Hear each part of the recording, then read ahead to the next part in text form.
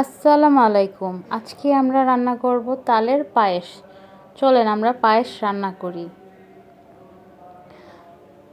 ফার্স্টে একটা কড়াইয়ের মধ্যে নিয়ে নিচ্ছি তালের পিউরি। এখন দিয়ে দিচ্ছি 2.5 চামচ পরিমাণ নারকেল কোড়ানো। এখন দিয়ে দিচ্ছি এলাচি গুঁড়া সামান্য পরিমাণে। এখন দিয়ে দিচ্ছি খেজুরের গুড় 3 টেবিল চামচ পরিমাণ।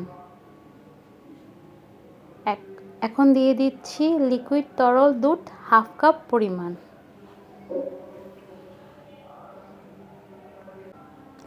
সাথে দিয়ে দিব কিছু পরিমাণ পানি।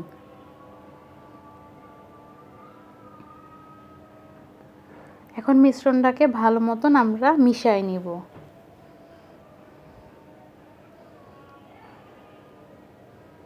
এখন চুলায় আগুন দিয়ে দিলাম।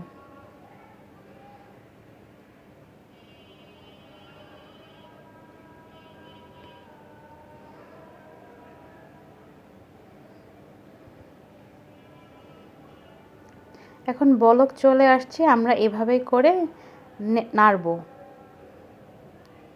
এখানে কিন্তু খেয়াল রাখতে হবে তালটা কিন্তু ফুটে ওঠে, আপনাদের হাতে লাগতে পারে, তাই একটু দূর থেকে সাবধানে নাড়াচাড়া দিয়ে ভাজা ভাজা করে নেবেন।